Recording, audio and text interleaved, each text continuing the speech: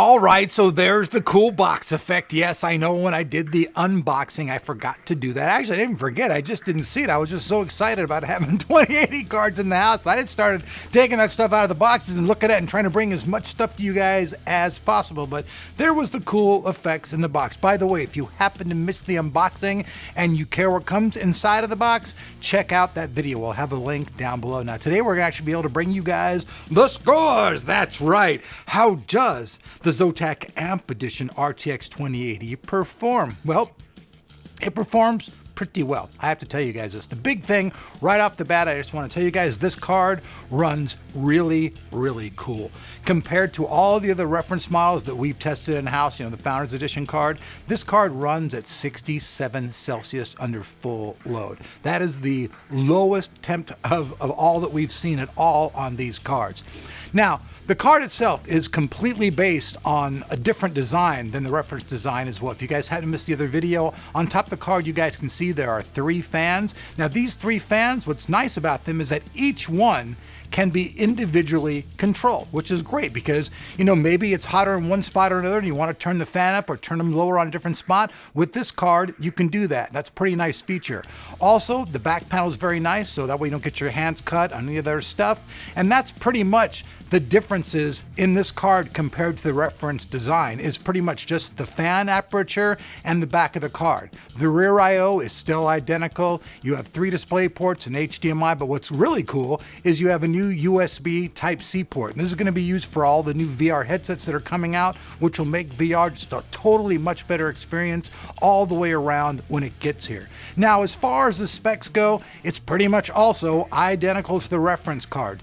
2,944 CUDA cores. The only difference is the RTX cores that are inside of this one are at 57 instead of 60. So, and trust me, when it comes to scoring, you'll see this particular aspect of the card doesn't really make much difference whatsoever. It's still an 8GB card.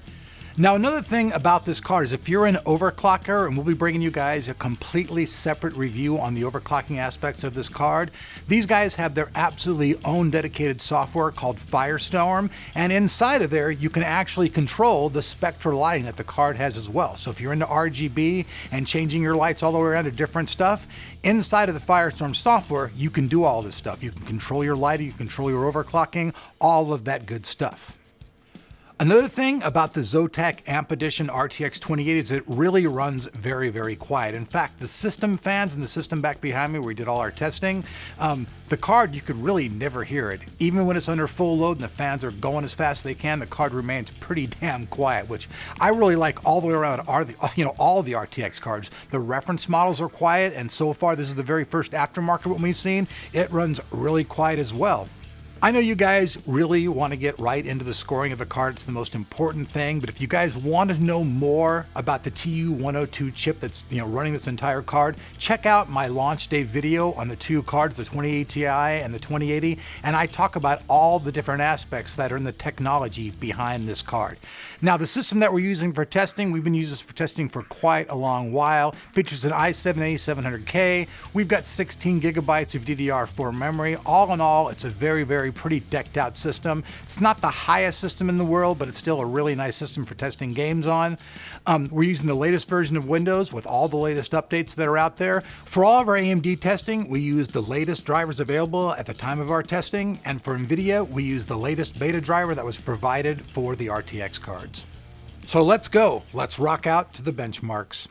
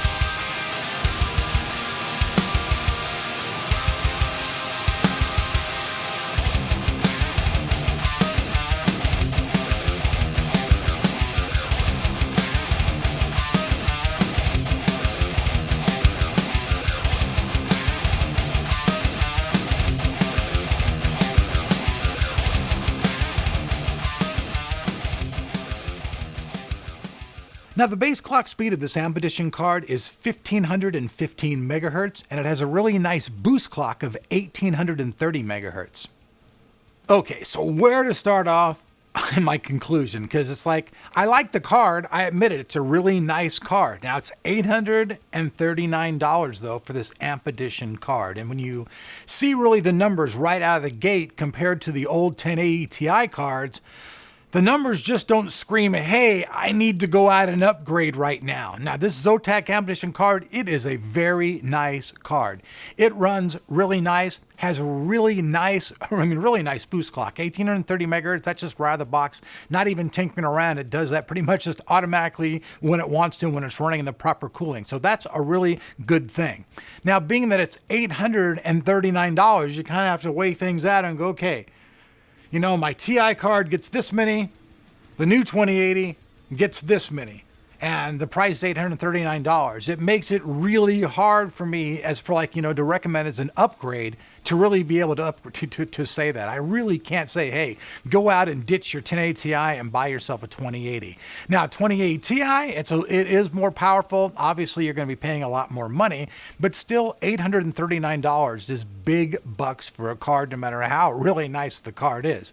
So far, out of all the cards that we've seen, this one definitely runs the quietest and the coolest. It's probably the cheapest as well, because both the reference edition of cards I think are like $1,300 and then $1,000. So this card's still almost $200 less than those.